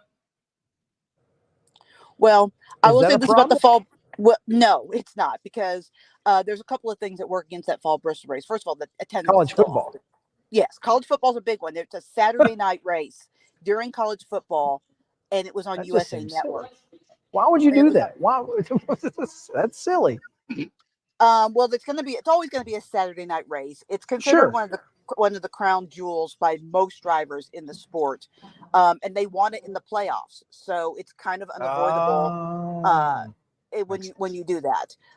But it continues to be a race that draws very well in person. There's over 100,000 people that continue to come to that race every year. So I think that they're less worried about that. It's a reason it's on USA and not on the big channel, and I think it's because they're not that worried about the ratings for the Bristol night race.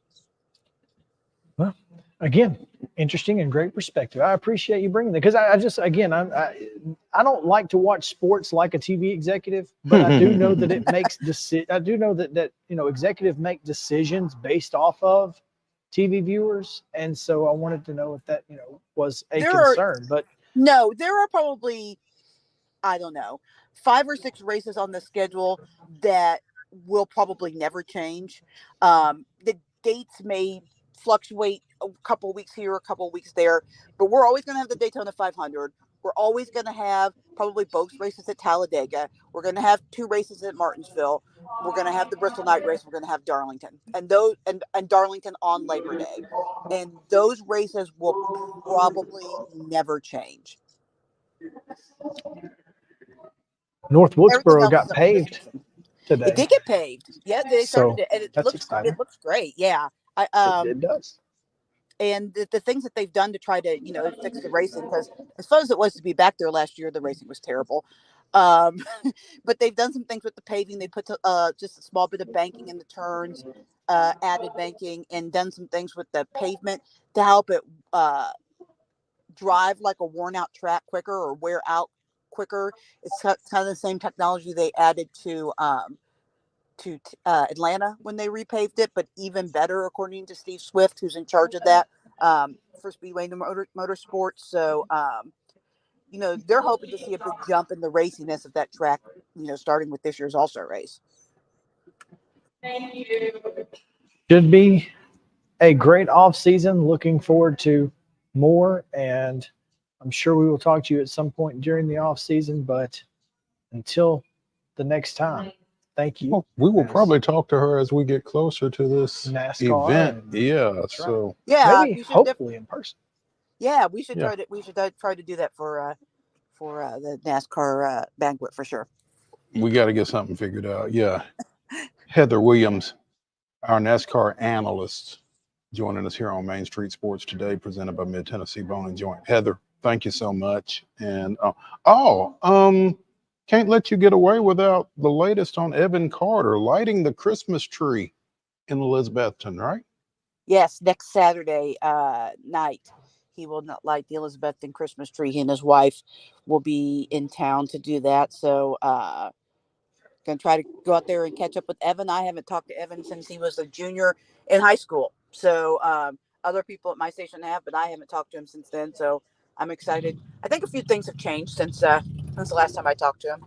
Seems a couple, maybe. Yeah. Yeah, just a few. That should be fun. Look forward to hearing from you on that as well. But thanks a lot. We'll catch up with you. Yeah, talk to you guys later. All right.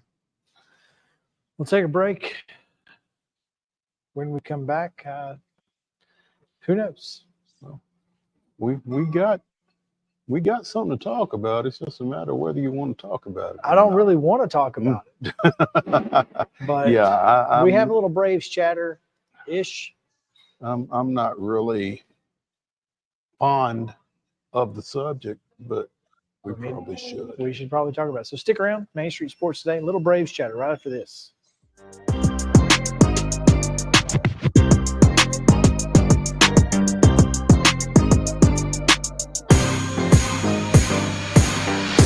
Mid-Tennessee Bone and Joint treats your orthopedic injuries and existing conditions. Our trained physicians will get you back in the game faster. Contact us at 931-381-2663 or www.mtbj.net.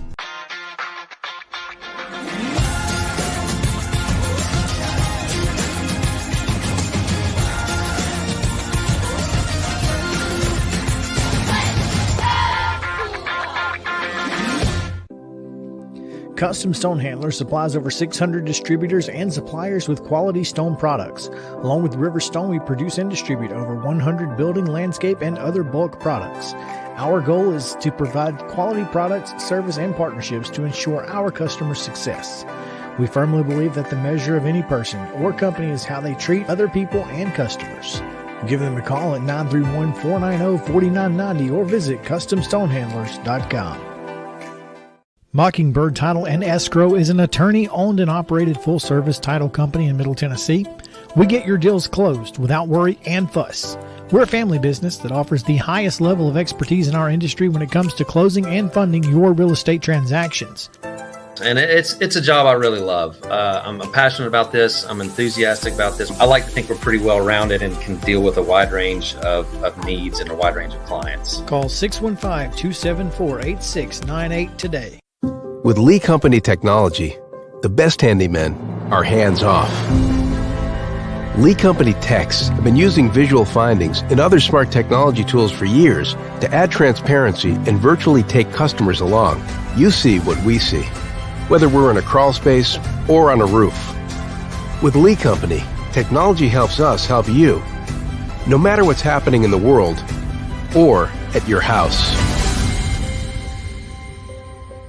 Piggly Wiggly, located in Neely's Mill Shopping Center, is Columbia's locally owned and operated Cost Plus 10 grocery store dedicated to serving the community with low prices and smiling faces. Piggly Wiggly offers fresh, hand-cut meats daily as well as daily hot plate lunches from their deli counter. You're certain to see smiling faces and a helping hand when you're here at Piggly Wiggly. Come by and check out our fresh produce, high-quality meats, and more. Down home, down the street, we'll see you at the Pig. Mid-Tennessee Bone and Joint has been the official sports medicine provider for Murray County Schools for more than 40 years. We specialize in orthopedic service, and our Ortho Quick Walk-In Clinic lets you bypass the ER. Visit us online at www.mtbj.net.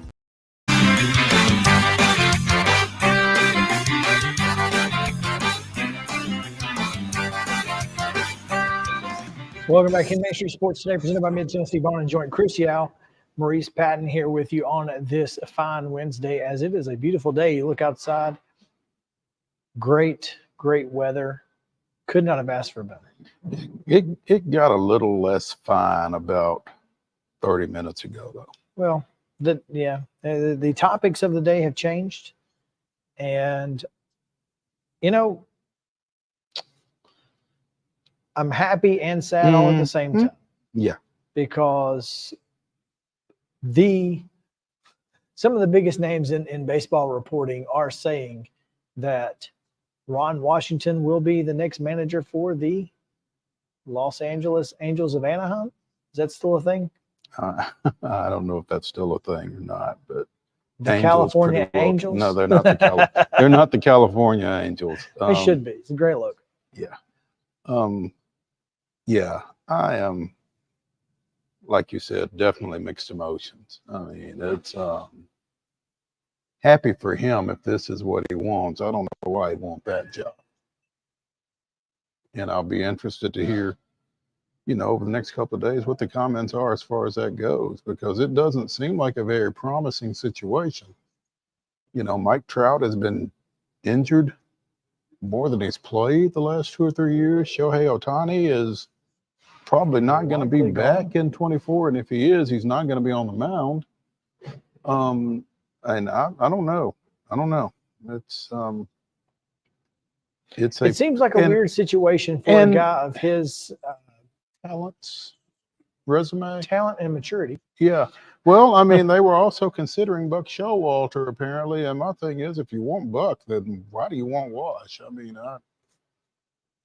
I'm hoping. I guess I'm thinking that they want a veteran presence to bring those young guys into the league and have someone that's very respected by the entire baseball community, having someone who's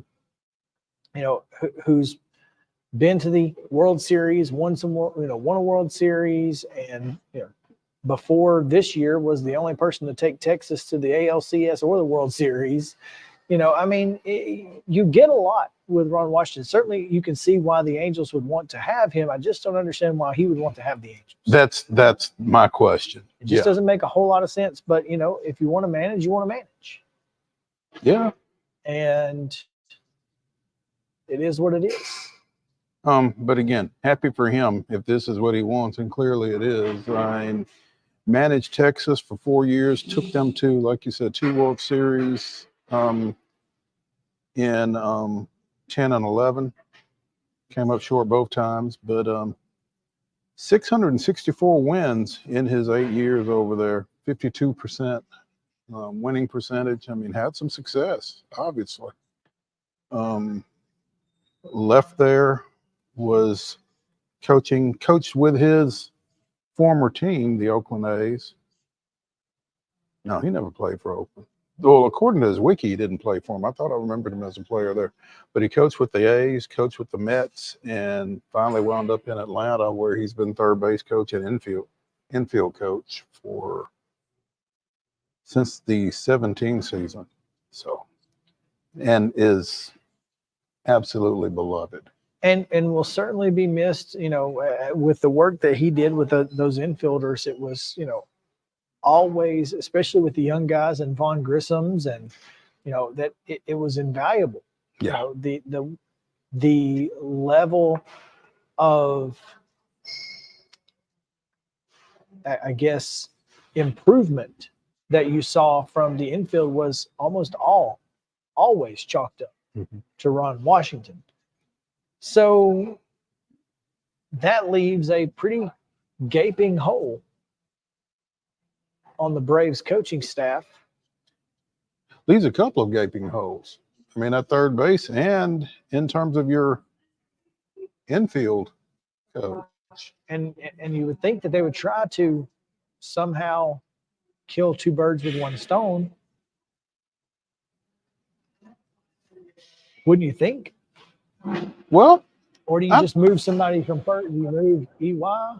I think Walt Weiss is probably your infield coach. I think that's easy. I think that's the He's easy current fix baseball coach. there. Yeah, he's bench coach. Bench coach. Yeah. Speaking of, Don Mattingly has been promoted to offensive coordinator for wherever he is. I didn't even realize he was Blue Jays, I think. I don't know. Anyway, I just thought that was an interesting title. Offensive coordinator in baseball. But yeah, Walt Weiss makes sense. I think you mentioned it in passing the other day. Did David Ross come back? Well, and I think that would be huge. I think that would be a great third base coach. And if nobody else wants him, which I don't know why nobody else would want him. I mean, I think he would be a great fit in San Diego. He would be a great fit in Houston. There are places where he would fit. Now, does he want to manage? Does he want to deal with all the crap that he had to deal with? And it would be great if he. It'd be pretty funny if he went to Milwaukee. But that would be funny. They just trade. Could have just traded. But yeah, I'm interested. I'll be interested to see where Grandpa Rossi ends up. So yeah, it's like you said, I love it and I hate it. And I love the thought of Wash being able to manage again. I hate that we're losing him. More than that, I hate that he's going there. I just don't know. I just don't know that team affords him the best opportunity to be successful. I mean, and how did they finish this past year? Well, they thought they were in the playoff race at the All-Star break or at the trade deadline and did not make any moves and see what happened. Mm-hmm. So I guess they were on the cusp, at least for a time last year. But they also had Shohei Ohtani, and they don't have Shohei Ohtani. Right. But I assume you get Mike Trout back next year. For whatever that's worth. For however long you get him. Until he gets hurt again. That's what I tried to say about Charlie Morton and picking up his option. They said, well, you pay Charlie $20 million for what he's able to do, in the postseason. I said, well, that's, assuming he's able to pitch in the postseason. Now, I know that we kind of blundered. We did kind of blunder. The roster management, and it wouldn't have mattered anyway because we still wouldn't have scored. But I would almost be in favor of pitching Morton after the All-Star break only. Just give him off to the All-Star break and then let him pitch and ramp up to the playoffs. That way you get prime Morton, middle of the year Morton in October. I'm in. Let's go. Angels were 73-89, fourth in the 5-team AL West. But they weren't there all season. I mean, they were in the wild card race. Well, they must have collapsed. They did. They collapsed. They were 17 games behind the Astros and Rangers, who tied for the AL West title at 90 and 72. Seattle 88 and 74. The Athletics 50 and 112. So certainly closer to, well, no, they're not closer to the bottom than the top. I'll take that back. But 73 and 89. Well, I mean, I guess that's why you're making the change, right? They opted not to return Phil Nevin, and that's what created the opening that Ron Washington will apparently fill. So,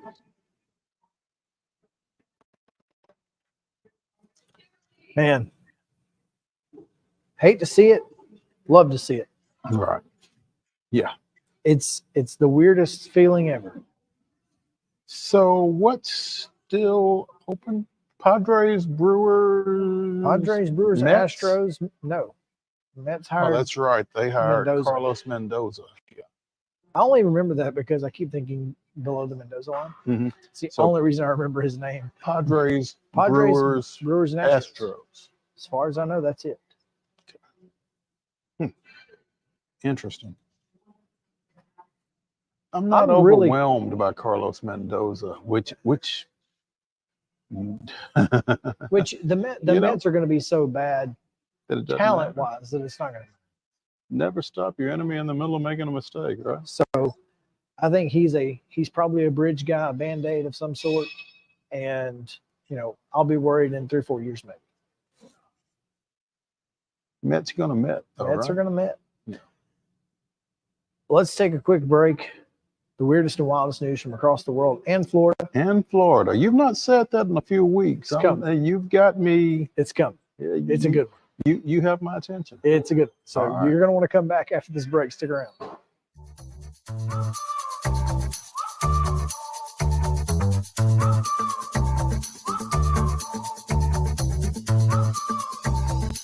Mid-Tennessee Bone and Joint treats your orthopedic injuries and existing conditions. Our trained physicians will get you back in the game faster.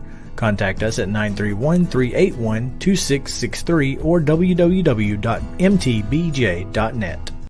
With Lee Company technology, the best handymen are hands-off. Lee Company techs have been using visual findings and other smart technology tools for years to add transparency and virtually take customers along. You see what we see, whether we're in a crawl space or on a roof. With Lee Company, technology helps us help you, no matter what's happening in the world or at your house. Jones & Lang Sporting Goods here in Columbia has been outfitting teams, officials, and anybody else from T-ball to college for 50 plus years. Be sure and check them out at 931-388-8060 or online at jonesandlang.com. Jones & Lang Sporting Goods, the look of a winner. Zion Christian Academy, zioneagles.org or 931-388-5731. You can schedule your appointment. Go tour their campus. It is beautiful over there, and you're definitely going to want to see it. Again, it's zioneagles.org. Give them a call, 931-388-5731, and schedule your tour today. Mockingbird Title and Escrow is an attorney-owned and operated full-service title company in Middle Tennessee. We get your deals closed without worry and fuss. We're a family business that offers the highest level of expertise in our industry when it comes to closing and funding your real estate transactions. And it's a job I really love. I'm passionate about this. I'm enthusiastic about this. I like to think we're pretty well rounded and can deal with a wide range of needs and a wide range of clients. Call 615-274-8698 today. Mid-Tennessee Bone and Joint has been the official sports medicine provider for Murray County Schools for more than 40 years. We specialize in orthopedic service, and our Ortho Quick Walk-In Clinic lets you bypass the ER. Visit us online at www.mtbj.net.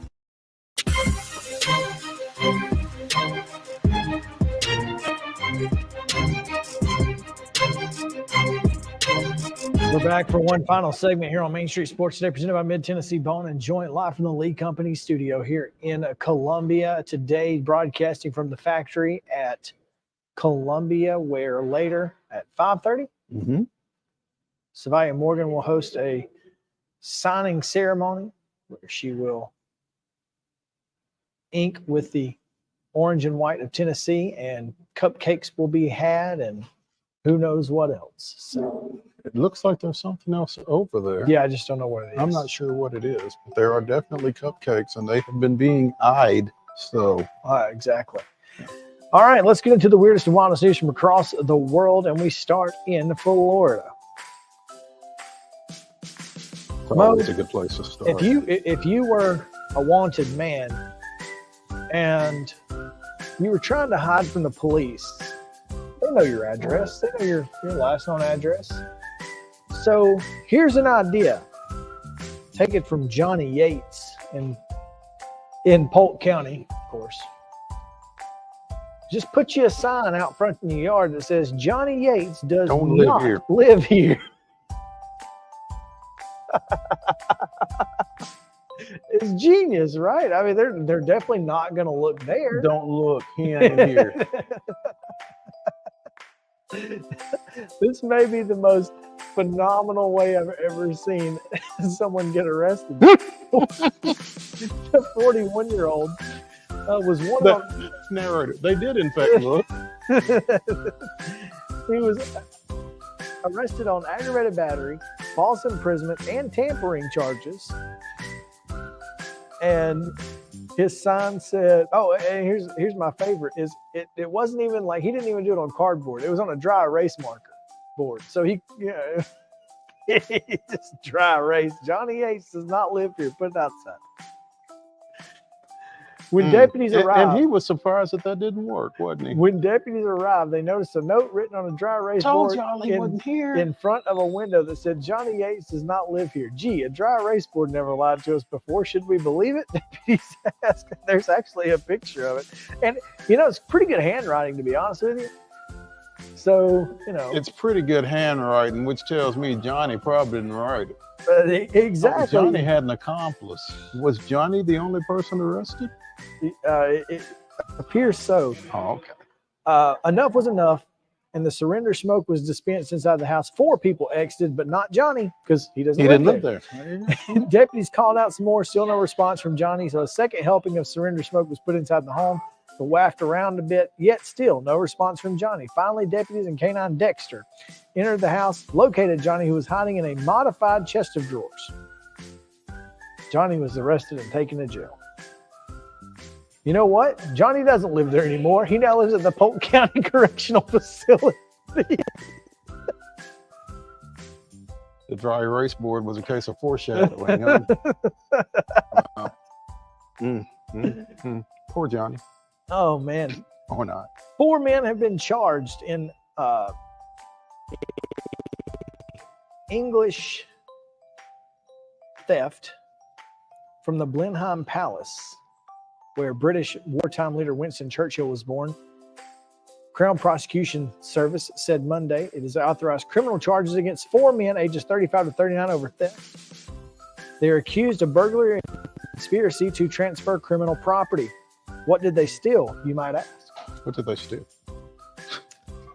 An 18-karat gold toilet.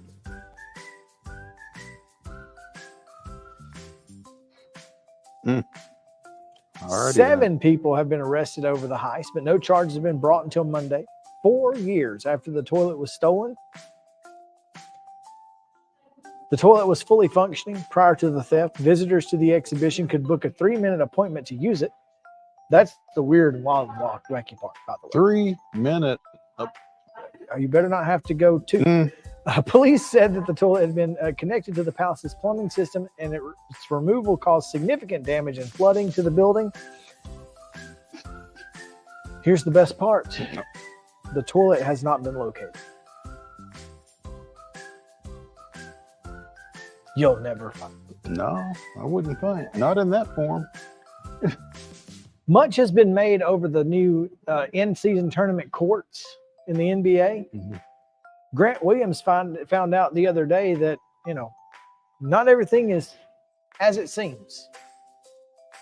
Because he was warming up, shooting his 3-pointers as he does, because he's Grant Williams. Something seemed a little off. Well, it was a little off, as a matter of fact, because the line's curvature was painted too far back. Oh. And the blue and yellow floor that Denver will use in the in-season tournament made its debut Friday night. And the time between shoot-around and the game, the Mavericks and Nuggets repainted the line to the right distance. Williams said, I'm like, there's no way this is supposed to be this far. Everything was short. So there you go. Shooters know. Shooters know, no doubt. That's going to do it for today's episode. Thanks for hanging out with us here at the factory in Columbia. Come back with us tomorrow at 2 o'clock. We've got Coach's Corner as well as... We've got Kevin Creasy of the Oakland Patriots joining us. We've also got Alicia Clark, WNBA champion Alicia Clark, joining us. See ya. Come back with us. It'll be a fun time. We'll see you then on Main Street Sports Today, presented by Mid-Tennessee Bone and Joint.